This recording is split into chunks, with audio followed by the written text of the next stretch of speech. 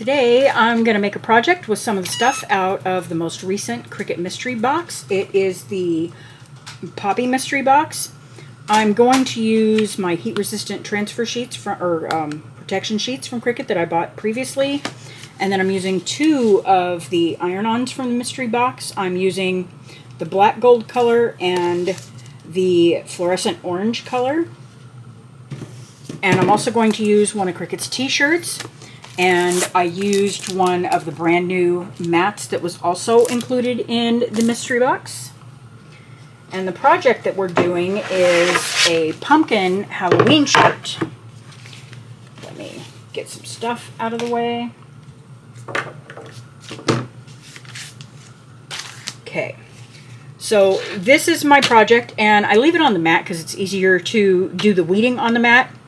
And I want to say this is really important. When you're using glitter, I would suggest either a brand new green mat or a strong grip mat, because as you can see, it likes to roll up. And that's obviously going to affect your cut if it peels off. It might get stuck on your blade. So I tend to use a brand new green mat, or I'll grab a strong grip mat if I don't happen to have a green one. And while I'm weeding out this project, I'm going to use the Cricut Heat app to set my Easy Press. I'm using the Easy Press 3 and the 9x9. So I'm going to tell it that I'm using Glitter Iron On, and it's going onto a polyester shirt because this is a Cricut shirt. And I'm just going to tell it I'm using the pressing mat, but I'm using a cutting board. And then it gives you all your instructions right here, and we can send the settings to the actual Easy Press from here. Okay. Now, first thing I got to do is weed my project. I'm going to start with the orange. This is a super bright orange, not exactly something that I would necessarily normally use for pumpkins. But the shirt's going to be for my granddaughter, and she'll be totally excited to have fluorescent colors.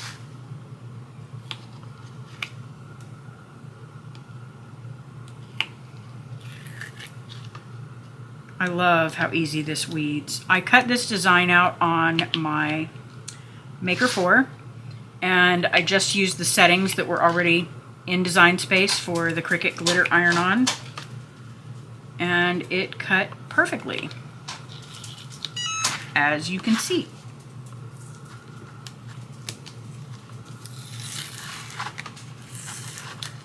I really love working with Glitter Iron On. It is so forgiving. If you accidentally overpress it or you're a little bit too hot, it usually doesn't seem to bother it.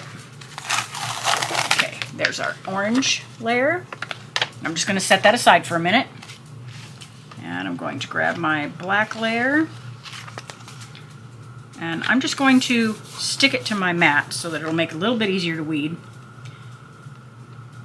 One of the tricks I learned with the glitter, in this case it was fine, I could see it. Sometimes you'll struggle to be able to see your cut lines so you know what to weed.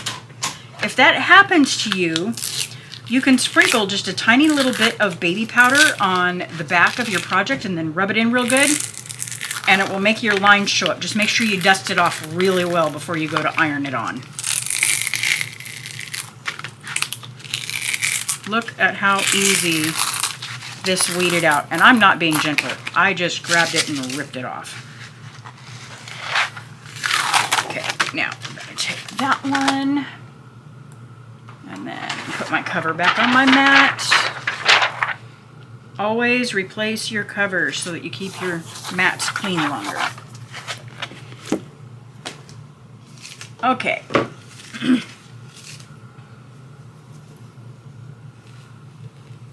You also want to make sure you lint roll your shirt to get any fuzz or anything else that might interfere with the project adhering. I did that before I started this video. And then I'm going to get into my Teflon sheets and grab one that I think is about the right size. I think that one will work. Okay, Now what I like to do is I will grab my shirt, or whatever I'm working on, shirt, tote bag, it doesn't really matter. And I will fold it in half. And you want to make sure, grab the sides like this, because you want to make sure that it's actually folded in half. I don't ever use the tag on the inside of the shirt as my guide for the center, because they're not always in the middle. Okay, and then I'm going to lay it diagonally on my board just so I have room. Okay, and it's telling me to do firm pressure for a 5-second preheat. So now that my shirt's folded in half, I'm going to use that for my preheat time.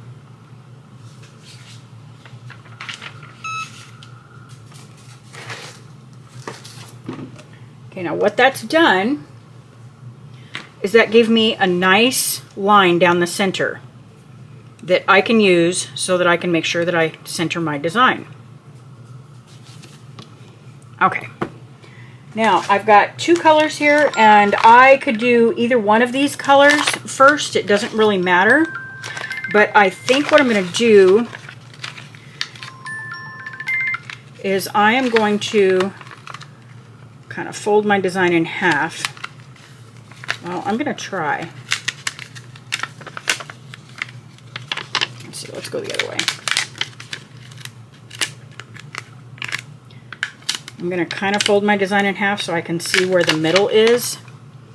Now this is for a 7-year-old girl, so I'm only going to go, oh no, I need to go down some more. I'm going to go about 2 fingers from the neckline. And that looks pretty centered, and I'm just going to set that down for a minute. Now I'm going to grab my other layer. I haven't finished weeding that, by the way. And I'm going to set it on top.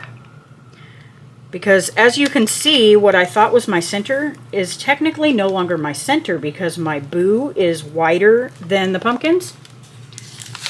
So with these two kind of connected together, I'm going to go back and repinch my center. And then before I forget, I am going to finish weeding out my letters.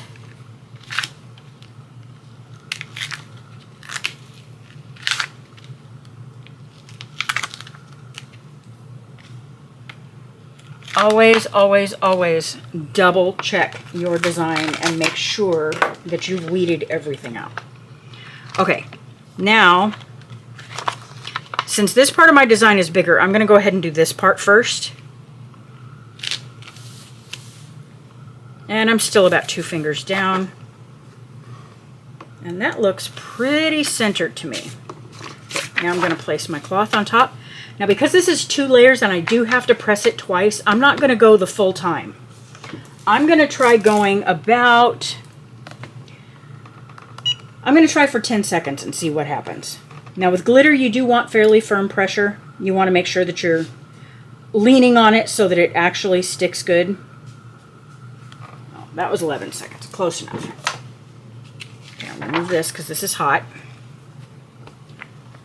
And then we're going to cool this down. The glitter iron-on is a cold peel or cool peel. If you try to peel it when it's too hot, it might not stick.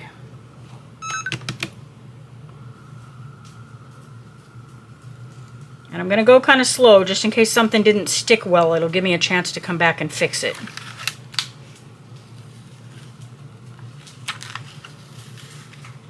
Gosh, I love this color. It is so pretty. I mean, okay, it's not black. It's not the black that you would expect for bats, but it's still pretty. Almost looks like my transfer tape picked up some lint. Okay. I just kind of want to flatten that out.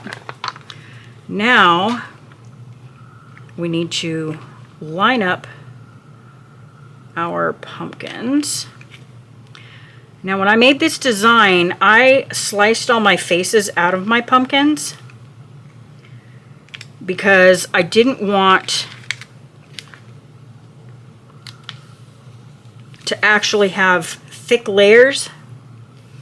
And as you can see, when you do iron-on, sometimes it'll shrink a little bit. Okay, there, that one's good. I I think that looks pretty good. Okay. And I'm going to use my Teflon sheet again, especially now because I have some exposed iron-on and you don't want to press directly onto that. Okay, now this time, because this is my second layer, we're going to go the full time. And remember, this was firm pressure. Now this presses at 330 degrees for 30 seconds. Just in case you didn't notice that on the press when I brought it over. And it's also showing me the time that's left in the app. Okay. Once again, I'm going to remove my Teflon sheet because it's definitely hot. And I'm also, my cutting board is also hot, so I'm going to also move that out of the way so that it will help the shirt cool down faster.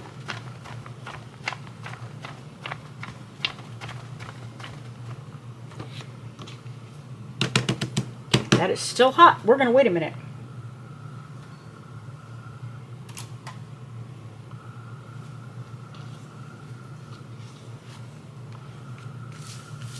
Looks like my alignment was ever so slightly off right here. Good thing it's for a 7-year-old. She'll never notice. And that could also be due to a little bit of shrinkage in this first layer when I heated it. That's why it's always best to never heat your first layer for the full time, because it will shrink up some, and then when you try to place your next layer, it won't fit.